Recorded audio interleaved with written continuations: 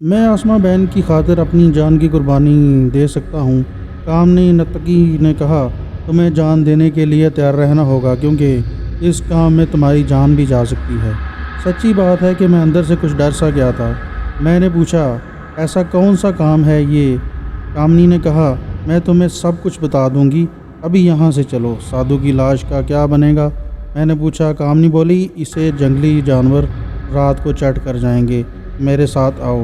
ہم جنگل سے نکل کر دریائے نبرا کے قصبے والی گھاٹ پر آ گئے۔ رات کا اندھیرا چاروں طرف چھا چکا تھا۔ یہ دریا کے جنگل والا کنارہ تھا، اور جنگل بھی وہ کہ جہاں دن کے وقت لوگ جانے سے ڈرتے تھے، رات کے وقت تو یہاں پر کسی انسان کے آنے کا سوال ہی پیدا نہیں ہوتا۔ دریا کا گھاٹ بھی تاریکی میں ویران پڑا تھا۔ وہاں نہ کشتی تھی نہ کوئی ملاح تھا۔ نبرا کافی بڑا دریا تھا اور پانی بھی بڑا تیز بہتا تھا۔ میں نے کامنی سے پوچھا، ہم کہاں جا رہے ہیں؟ وہ بولی، پہلے ہم دریا پار منڈل گاؤں کی طرف جائیں گے، اس کے بعد تمہیں بتاؤں گی کہ ہم نے کہاں جانا ہے۔ میں نے کہا، ہم دریا کیسے پار کریں گے؟ یہاں تو نہ کوئی کشتی ہے اور نہ کوئی ملاح ہے۔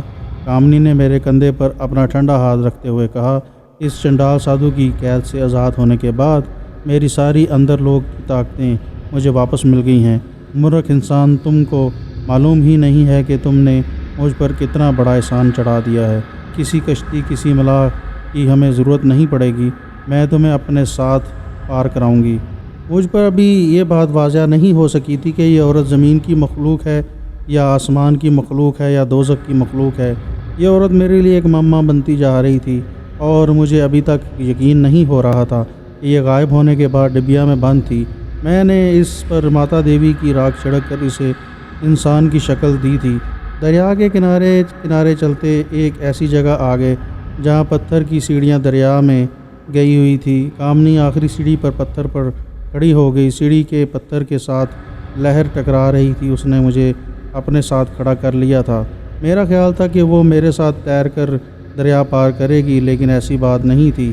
دریائے نبرا پر رات کی تاریکی چھائی ہوئی تھی۔ دور دریا کے کنارے پر قصبہ منڈیلکر کی اکا دکا بتیاں جلملا رہی تھی۔ کامنی نے میرا ہاتھ اپنے ہاتھ میں مضبوطی سے پکڑ لیا اور کہا، گھبراؤ نہیں تم۔ میں نے کہا، مجھے تیرنا بہت کم آتا ہے۔ میں یہی سمجھ رہا تھا کہ اس کا ارادہ تیر کر دریا پار کرنے کا ہے۔ کہنے لگی، فکر نہ کرو، ہم دریا میں نہیں اتریں گے، بس تم اپنے دل کو مضبوط کر رکھنا اور میرے ہاتھ نہیں چھوڑنا۔ اس کے بعد وہ خاموش ہو گئی۔ پھر مجھے ایسی آواز آنے لگی جیسے وہ کچھ پڑھ رہی ہو، شاید وہ کوئی طلسمی منتر پڑھ رہی تھی۔ منتر پڑھ کر وہ اوپر کو اچھلی، میں بھی اس کے ساتھ اپنے آپ اوپر کو اچھلا۔ اس کے بعد جو کچھ ہوا اس کا مجھے یقین نہیں تھا۔ ہم دونوں دریا کی سطح سے کوئی 5 فٹ کی بلندی پر ہوا میں اڑتے ہوئے دریا کے دوسرے کنارے کی طرف جا رہے تھے۔ میں ڈر گیا۔ مجھے ایسے لگا جیسے کسی بھی وقت میں دریا میں گر پڑوں گا۔ میں نے خوف کے مارے آنکھیں بند کر لیں۔ کامنی نے کہا تھا، آنکھیں بند نہ کرو، جب تک تمہارا ہاتھ میرے ہاتھ میں ہے تم دریا میں نہیں گرو گے۔ میں نے ڈرتے ڈرتے آنکھیں کھول دیں۔ میں نے نیچے دیکھا۔ میرے پاؤں کے نیچے 5-6 فٹ کے فاصلے پر اندھیرے میں دریا کی خوفناک موجیں بہہ رہی تھیں۔ مجھے دریا کی موجوں کا شور صاف سنائی دے رہا تھا۔ میں نے زندگی میں آج تک کبھی اس حالت میں کوئی دریا پار نہیں کیا تھا۔ ہم کوئی 10 میل فی گھنٹہ کی رفتار سے دریا کے اوپر اڑ رہے تھے۔ خوف اور دہشت کی وجہ سے میں نے آنکھیں ایک بار پھر بند کر لی تھی۔ میں بالکل ہلکا ہو گیا تھا۔ اپنے جسم کا معمولی سا بوجھ بھی مجھے محسوس نہیں ہو رہا تھا۔ ایسے لگتا تھا جیسے میں روئی کا بنا ہوا ہوں۔ میرا خیال تھا کہ ہم دریا پار کر زمین پر اتر جائیں گے، مگر کامنی دریا پار کرنے کے بعد مجھے لے کر زمین سے اور بلند ہو گئی۔ رات کے اندھیرے میں درخت ہمارے نیچے سے گزر رہے تھے۔ ہم درختوں سے کافی بلندی پر تھے۔ میں نے کامنی سے پوچھا، آخر ہم کہیں اتریں گے یا نہیں؟ اس نے ذرا سخت لہجے میں کہا، تم بہت سوال کرتے ہو، خاموش رہو۔ میں خاموش ہو گیا۔ ہم منڈیلکر قصبے کے اوپر سے گزر رہے تھے۔ میں سوچ رہا تھا کہ اس اندھیرے میں بالفرض محال ہمیں کسی نے ہوا میں پرواز کرتے دیکھ لیا تو وہ کس قدر حیران ہوگا۔ اس وقت میں 70-80 فٹ کی بلندی پر اڑ رہا تھا۔ میرے اندازے کے مطابق اتنی ہی بلندی تھی۔ میرے دل کی دھڑکن خوف کے مارے تیز ہو گئی تھی۔ مجھے یہی دھڑکا لگا ہوا تھا کہ کسی بھی وقت میں زمین پر گر سکتا ہوں، اور اب ہمیں نیچے دریا بھی نہیں نظر آ رہا تھا۔ سخت زمین تھی، اس پر گرنے سے میرا جو حشر ہو سکتا تھا اس کا اندازہ آپ بھی لگا سکتے ہیں۔ میں نے نیچے نگاہ ڈالی، درخت تاریکی میں ڈوب گئے ہوئے تھے۔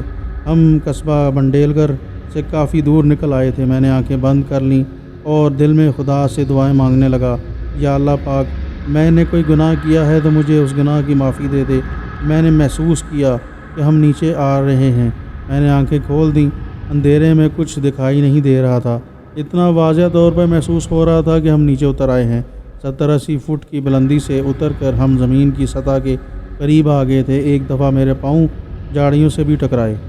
یہ جگہ بھوتوں اور بدروحوں کا مسکن ہی لگ رہی تھی۔ مجھے اس عورت کامنی سے صرف ایک ہی لالچ یا ایک غرض تھی کہ یہ مجھے میری بہن کی بیماری کا علاج بتا دے اور میری اس سے جان چھوٹ جائے، لیکن یہ پراسرار عورت سلسلے کو لمبا ہی کرتی جا رہی تھی۔ رات کی تاریکی اس ڈراؤنے کھنڈر میں الگ اور بھیانک محسوس ہو رہی تھی۔ احاطے میں جگہ جگہ ملبے کے چھوٹے چھوٹے ڈھیر پڑے تھے، اینٹیں پتھر بکھرے ہوئے تھے۔ اندھیرے میں جھاڑیاں ایسے لگ رہی تھی جیسے بدروہیں کالے کمبل اوڑھ کر خاموشی سے بیٹھی ہوں۔ احاطے کے کونے میں ایک کوٹھری تھی۔ کوٹھری کا دروازہ بند تھا اور اس پر تالا لگا ہوا تھا۔ کامنی دروازے کے پاس آ کر رک گئی اور کہنے لگی، جیسے میں کہوں گی ویسے ہی کرنا۔ اس نے میرا ہاتھ پکڑ لیا اور بولی، آنکھیں بند کر لو، جب تک میں نہ کہوں آنکھیں مت کھولنا۔ میں اس کے ہر حکم کی تعمیل کرنے پر مجبور تھا۔ میں نے آنکھیں بند کر لیں۔ اس نے کہا، چل پڑو۔ میں چل پڑا۔ مجھے یقین تھا کہ دوسرا قدم اٹھانے کے بعد کوٹھری کے بند دروازے کے ساتھ میں ٹکرا جاؤں گا۔ دروازے کے ساتھ ٹکرانے سے بچنے کے لیے میں نے اپنے خالی ہاتھ کو اپنے منہ کے آگے رکھ لیا، لیکن میں دروازے سے بالکل نہ ٹکرایا۔ میری آنکھیں بند تھیں۔ ہم تھوڑا چل کر کسی اور جگہ پر پہنچے۔ کامنی نے کہا، اب آنکھیں کھولو۔ میں نے آنکھیں کھول دیں۔ کیا دیکھتا ہوں کہ میں ایک چھوٹی سی کوٹھری میں ہوں۔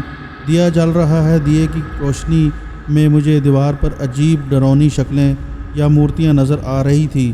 کوٹھری کے درمیان سیاہ پتھر کا زمین سے 1 فٹ اونچا شیولنگ پڑا ہوا تھا جس پر سندور ملا ہوا تھا۔ کامنی نے شیولنگ کے آگے ماتھا ٹیکا اور ایک طرف ہو کر بیٹھ کی۔ اس نے بھی مجھے اپنے سامنے بیٹھنے کا اشارہ کر دیا۔ اس کی آنکھوں میں سرخی مائل پراسرار چمک بھی آ گئی تھی۔ کہنے لگی، میں جانتی ہوں کہ تم مسلمان ہو اور ہندو نہیں ہو۔ مسلمان ہماری مورتی پوجا کے سخت خلاف ہیں۔ اگر تم کسی اور حالات میں مجھے ملتے تو میں تم پر جنتر منتر کر کے تمہیں پتھر کا بنا دیتی، لیکن تم نے مجھے بدماش سادھو کے طلسم سے نجات دلائی ہے۔ میں اس پر تمہاری احسان مند ہوں۔ اب تم میرے دشمن نہیں ہو۔ میں اس عورت کی باتوں سے سخت بیزار آ چکا تھا۔ میں نے کہا، دیوی جی، ان باتوں کا اب آپ ذکر نہ کریں۔ مجھے صرف اتنا بتائیں کہ میری بہن کی پراسرار بیماری کو کیسے دور کریں گی۔ مجھے آپ سے اور کچھ نہیں چاہیے۔ کامنی نرتکی بولی، میں تمہیں پہلے بتا چکی ہوں کہ تمہاری بہن کی بیماری کو ختم کر دوں گی اور وہ بالکل ٹھیک ہو جائے گی، لیکن اس سلسلے میں تمہیں میری مدد کرنی پڑے گی۔ میں نے کہا، مجھے بتاؤ میں تمہاری کس طرح مدد کر سکتا ہوں۔ کامنی کہنے لگی، میں تمہیں ایک منتر بتاتی ہوں۔ اس منتر کو پوری طرح سے زبانی یاد کر لو، یہ بہت ضروری ہے۔ اگر تم اس منتر کا ایک حرف بھی بھول گئے تو تمہاری بہن پر کوئی آفت نازل ہو سکتی ہے۔ میں نے پوچھا، یہ کس زبان کا منتر ہے اور کتنا لمبا ہے؟ کامنی نے کہا، یہ 2 سطروں کا منتر ہے اور یہ انتر لوک کے کندھاروں کی زبان ہے جس سے اس دنیا میں سوائے میرے اور کوئی نہیں سمجھ سکتا اور نہ بول سکتا ہے، کیونکہ میں آکاش کے گندھار دیوتا کی من پسند نرتکی ہوں۔ نرتکی یعنی رقاصہ ہوں۔ میں منتر بولتی ہوں، تم غور سے سنو۔ اس کے بعد کامنی نے منتر کی 2 سطریں بولی۔ اس نے ایک ایک لفظ الگ الگ کر کے آہستہ آہستہ بولا تاکہ مجھے صحیح سمجھ آ جائے۔ مجھے یہ کوئی جناتی زبان لگی۔ پہلی دفعہ میرے کچھ پلے نہ پڑا اور میں اس کا ایک ایک لفظ یاد نہ کر سکا۔ کامنی کو اس رد عمل کا اندازہ تھا۔ اس نے 6-7 مرتبہ منتر دہرایا اور بولی، اب تم یہ منتر جیسا تمہیں یاد ہو رہا ہے بولو۔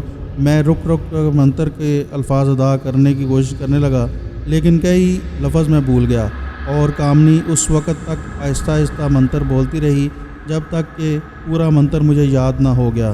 کہنے لگی، اب 3 مرتبہ منتر دہراؤ۔ میں نے 3 کی بجائے 6 مرتبہ منتر کو دہرایا۔ اس نے کہا، بس اسے بھولنا مت۔ اب میں تمہیں ایک ایسی جگہ بھیج رہی ہوں جہاں تمہیں اکیلے ہی جانا ہوگا۔ ڈر خوف کو اپنے ذہن سے نکال دو۔ اگر تم ڈر گئے تو سمجھ لو کہ تمہاری بہن کی بیماری کبھی دور نہیں ہو سکے گی۔ اور پتال کی جو خبیث پاتالی بدروح ہے اس کا اسیب چمٹا جو ہوا ہے وہ آہستہ آہستہ اس کا سارا خون چوس لے گا اور تمہاری بہن 1 برس کے اندر اندر ہڈیوں کا ڈھانچہ بن کر مر جائے گی۔ میں نے کہا میں بالکل نہیں ڈروں گا، تم مجھے بتاؤ مجھے کیا کرنا ہے۔ کہنے لگی یہاں سے تھوڑی دور جنگل میں ایک اندھا کنواں ہے، اس میں پانی نہیں ہے، صرف درختوں کی گلی سڑی ٹہنیاں اور روڑے مٹی وغیرہ پڑے ہیں۔ اس کنویں میں زہریلے سانپ اور بچھو رہتے ہیں۔ کنویں کی تہہ میں دیوار میں ایک پرانی کھڑکی ہے، اس کھڑکی کے اندر ایک توق بنا ہوا ہے، اس توق میں ایک انسانی کھوپڑی رکھی ہے، تمہیں وہ کھوپڑی لا کر مجھے دینی ہے۔ یہ ساری تفصیل سننے کے بعد میرے رونگٹے کھڑے ہو گئے۔ میں نے کہا یہ کام میری بجائے تم خود کیوں نہیں کر لیتی؟ کیا تمہارے پاس کوئی ایسا طلسمی منتر نہیں ہے کہ جس کی مدد سے تم کنویں کے توق والی کھوپڑی یہاں حاضر کر لو؟ کامنی کہنے لگی تم مورکھ، دنیا والے صرف اعتراض کرنا جانتے ہو، اس سنسار میں کیسی کیسی طاقتیں کام کر رہی ہیں، تم کو ان کا کوئی علم نہیں ہے۔ اگر میں خود ایسا کر سکتی تو تمہیں کبھی کہتی ہی نہ۔ سنو، اس کنویں میں جس اسیب کا سایہ ہے وہ میرا دشمن ہے اور میری طاقت اس کے مقابلے میں بالکل کم ہے۔ وہاں میرے منہ سے نکلا ہوا منتر بھی دھواں بن کر اڑ جائے گا اور اس کا کچھ اثر نہیں ہوگا۔ تم چونکہ مسلمان ہو اور خدا کو مانتے ہو، اس لیے کنویں کے خوفناک طاقت رکھنے والے اسیب کا تم پر کوئی اثر نہیں ہوگا۔ میں نے کہا لیکن کنویں کے اندر جو سانپ بچھو ہیں میں ان سے کیسے بچ سکوں گا؟ تو اس نے کہا اس کا اپائے میں کر دوں گی، میں مہاناگ کا منتر پڑھ کر تم پر پھونک دوں گی، اس منتر کے اثر سے تم پر کوئی بچھو سانپ کوئی تمہارے پاس نہیں آئے گا۔ میں دل میں سوچنے لگا کیا معلوم اس کا منتر اثر کرے یا نہ کرے اور کنویں کے زہریلے سانپ بچھو مجھے ڈس کر ہلاک کر دیں۔ آخر میں ایک عام انسان ہوں، میرے اندر بھی کمزوریاں ہیں۔ میں نے کامنی سے کہا کیا کنویں کے اندر سے کھوپڑیاں لانی بہت ضروری ہیں؟ کیا اس کے بغیر تمہارے پاس بیماری کا کوئی علاج نہیں ہے؟ اس نے کہا تم نے پھر آگے سے بحث شروع کر دی، اس سوال جواب سے میں تنگ آ گئی ہوں۔ اس سوال جواب سے وقت ضائع کرنے کے سوا اور کچھ حاصل نہیں ہوگا۔ پتالی چڑیل تمہاری بہن کا سارا خون پی جائے گی اور وہ اسے ہلاک کر دے گی۔ میں نے جلدی سے کہا میں اب کوئی سوال جواب نہیں کروں گا، مجھے صرف اتنا بتا دو کہ اندھے اسیبی کنویں میں کس طرح اترنا ہوگا۔ کامنی نے کہا کنویں میں اترنے کے لیے پرانے زمانے میں سیڑھیاں بنی ہوتی تھی، وہ سیڑھیاں تلاش کر کر تمہیں کنویں میں اترنا ہوگا۔ یاد رکھنا کنویں میں اترنے کے لیے تمہیں بائیں طرف سے دیوار میں ایک کھڑکی نظر آئے گی، بے دھڑک اس کھڑکی میں داخل ہو جانا۔ آگے تنگ سا غار ہوگا جہاں ایک توق میں وہ انسانی کھوپڑی پڑی ہے جو تمہیں اٹھا کر میرے پاس لانی ہے۔ سمجھ لو کہ اس کھوپڑی میں تمہاری بہن کی بیماری کا علاج ہے۔ میں اس ڈرانی مہم پر جانے کے لیے بالکل تیار تھا۔ میں نے اس سے پوچھا مجھے وہاں کس وقت جانا پڑے گا؟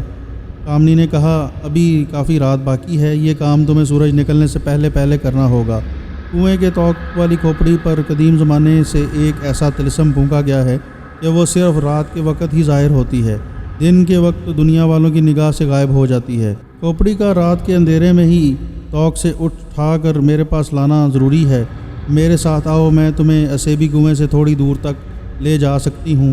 اٹھو۔ وہ کوٹھری سے باہر نکل گئی، وہ آگے آگے تھی، میں پیچھے پیچھے چل رہا تھا۔ ہم اس قدیم کھنڈر سے باہر آ گئے۔ کامنی رات کے تاریک سناٹے میں ایک طرف چل پڑی۔ ہمارے ارد گرد درخت ساکت کھڑے تھے، کسی پرندے تک کی آواز نہیں آ رہی تھی۔ کامنی کو میں اندھیرے میں باقاعدہ دیکھ رہا تھا اور اس کے نقشے قدم پر چل رہا تھا۔ یہ بہت بڑا ویران اور اسیب زدہ علاقہ تھا، عجیب قسم کی جھاڑیاں تھیں، بعض کی شاخیں میرے سامنے آ جاتی اور مجھے ہاتھ سے ہٹانا پڑتی۔ چلتے چلتے کامنی ٹھہر گئی، میرے کانوں کے قریب اپنا منہ لا کر سرگوشی سے بولی ہم اندھیرے کنویں کے قریب آ گئے ہیں، میں یہاں سے آگے نہیں جا سکتی، طاقت کی حد یہاں ختم ہو جاتی ہے اور اسیبی کنویں کی حد یہاں سے شروع ہو جاتی ہے، یہاں سے آگے تمہیں اکیلا ہی جانا ہوگا، میں اسی جگہ رک کر تمہارا انتظار کروں گی۔ جب میں اللہ کا نام لے کر آگے چل پڑا تو کامنی نے کہا بھولنا مت، اندھے کنویں میں اترنے سے پہلے 3 مرتبہ وہ منتر کنویں میں پھونک مار دینا جو تھوڑی دیر پہلے میں نے تمہیں یاد کروایا تھا۔ میرے کانوں میں منتر دہراؤ۔ منتر مجھے واقعی زبانی یاد تھا، میں نے آہستہ سے منتر اس کے کانوں میں دہرایا۔ کامنی نے نبی آواز میں کہا ٹھیک ہے اب تم جاؤ۔ اس نے مجھے کنویں کی طرف جانے والا راستہ دکھا دیا۔ میں اس پر چل پڑا۔ یہ ایک چھوٹی سی پگڈنڈی تھی جس کے اوپر درخت چکے ہوئے تھے۔ یہ درخت بھی مجھے اسیب زدہ ہی لگ رہے تھے۔ ایسا محسوس ہو رہا تھا کہ ان کی ٹہنیاں کسی بھی وقت مجھے اپنے شکنجے میں جکڑ لیں گی۔ مجھ پر دہشت ضرور طاری تھی، لیکن میں جس مقصد کے لیے آ رہا تھا وہ مقصد مجھے آگے لیتا جا رہا تھا۔ میں اندھیرے میں آنکھیں پھاڑ پھاڑ کر دیکھنے کی کوشش کر رہا تھا۔ کامنی نے بتایا تھا کہ کنویں کی منڈیر زمین سے اونچی ہے اور اس پر ایک بہت بڑے درخت نے سایہ ڈال رکھا ہے۔ ایک جگہ مجھے بہت بڑا گنجان درخت نظر آیا۔ میں نے آیت الکرسی پڑھنا شروع کر دی۔ مجھے اندھیرے میں ایک کنویں کی اونچی منڈیر نظر آئی۔ میں پھونک پھونک کر قدم رکھ رہا تھا۔ ہر طرف ایک ہیبت ناک سناٹا چھایا ہوا تھا۔ میرے پاؤں تلے کسی خشک پتے کے کچلے جانے کی آواز آتی تو میں خود ڈر جاتا۔ میں اندھے کنویں کی منڈیر کے پاس پہنچ گیا۔ مجھے وہ سیڑھی تلاش کرنی تھی جو نیچے کنویں کی تہہ میں جاتی تھی۔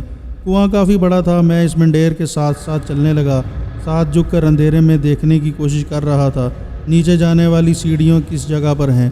کنواں ایک عرصے سے ویران پڑا تھا۔ اس کی منڈیر پر جگہ جگہ گھاس اگی ہوئی تھی۔ کسی جگہ گھاس نے منڈیر کو اپنے اندر چھپا لیا تھا۔ ایک عجیب سی ناگوار بو کنویں میں سے اٹھ رہی تھی۔ آخر میں نے سیڑھیاں تلاش کر لی۔ یہ گھاس کے اندر چھپی ہوئی تھی۔ میں نے دل میں کامنی کا یاد کروایا ہوا منتر دہرایا۔ مجھے سارا منتر یاد تھا۔ پھر میں نے 3 دفعہ منتر پڑھا اور کنویں پر پھونک مار دی۔ کامنی نے کہا تھا کہ پھونک مار دینے کے بعد مجھے کنویں کے اسیب اور کنویں کے اندر جو زہریلے سانپ بچھو ہیں وہ اثر نہیں کریں گے۔ مجھے کامنی کے اس منتر پر کوئی یقین نہیں تھا، لیکن مجبوراً مجھے یقین کرنا پڑ رہا تھا۔ یقین نہ کرنے کی کوئی صورت نہیں تھی، کیونکہ کنویں میں اترنا تو دور کی بات ہے، میں اس کے قریب بھی نہ جا سکتا تھا۔ 3 مرتبہ طلسمی منتر پھونکنے کے بعد میں نے آسمان کی طرف منہ اٹھا کر بڑی عاجزی سے اللہ سے دعا کی کہ اللہ پاک تو دلوں کا حال جانتا ہے۔ میرا ایمان ہے کہ اللہ کے سوا کوئی معبود نہیں اور حضرت محمد صلی اللہ علیہ وآلہ وسلم اس کے رسول ہیں۔ تو جانتا ہے کہ میں کسی دنیاوی لالچ کے لیے یہ سب کچھ نہیں کر رہا۔ میری بہن بستر مرگ پر پڑی ہے۔ تمام ڈاکٹر، حکیموں، عالموں نے جواب دے دیا ہے۔ میں چاروں طرف سے مجبور ہو کر یہاں پر آیا ہوں۔ مجھے معاف کر دینا اور اپنی رحمت کے صدقے میری بہن کو شفا یابی کا کوئی سبب بنا دینا۔ یہ دعا مانگنے سے میرے اندر ایک نئی توانائی پیدا ہو گئی۔ میں نے جھک کر کنویں میں دیکھا۔ کنویں میں اندھیرا ہی اندھیرا تھا۔ ایسی رونگٹے کھڑے کر دینے والی سنسناہٹ کی آواز آ رہی تھی جیسے کوئی دہشت ناک اسیب کنویں کی تہہ میں افراریت کے ساتھ سانس لے رہا ہو۔ میں نے اللہ کا نام یاد کیا اور کنویں کی سیڑھیاں اترنے لگا۔ سیڑھیاں پتھروں سے بنی ہوئی تھی جو جگہ جگہ سے اکھڑی ہوئی تھی۔ اس خیال سے کہ کہیں میرا پاؤں نہ پھسل جائے، کنویں میں نہ گر جاؤں، میں بیٹھ کر ایک ایک زینے کو نیچے اتر رہا تھا۔ جیسے جیسے میں نیچے اترتا جا رہا تھا، کنویں کا اندر کا گہرا پن اور گہرا ہوتا جا رہا تھا اور کنویں کی ناگوار بو تیز ہوتی جا رہی تھی۔ آخری سیڑھی پر پہنچ کر میں نے اپنی جگہ پر بیٹھا رہا، کیونکہ کنویں کی تہہ میں اس قدر سیاہ کالا اندھیرا تھا کہ آنکھیں پھاڑ پھاڑ کر دیکھنے کے باوجود مجھے کچھ دکھائی نہیں دے رہا تھا۔ مجھے اس کھڑکی کی تلاش تھی جس کے بارے میں کامنی نطقی نے مجھے بتایا تھا کہ وہ کنویں کی تہہ میں دیوار کے اندر بنی ہوئی ہے۔ مجھے بیک وقت 2-3 سانپوں کی پھنکار کی آواز سنائی دی۔ میرے جسم میں خوف کی لہر دوڑ پڑی، ماتھے پر پسینہ آ گیا۔ مجھے کنویں کی تہہ میں قدم رکھ کر کنویں کی دیوار کے ساتھ ساتھ چلتے ہوئے کھڑکی کی تلاش کرنی تھی، لیکن سانپوں کی پھنکار نے میرے قدموں کو جیسے جکڑ لیا تھا۔ میں نیچے پاؤں نہیں رکھ رہا تھا۔ لگتا تھا کہ جیسے ہی میں اس کنویں میں پاؤں رکھوں گا، زہریلے سانپ اور بچھو میرے اوپر چڑھ دوڑیں گے اور مجھے موت کی نیند سلا دیں گے۔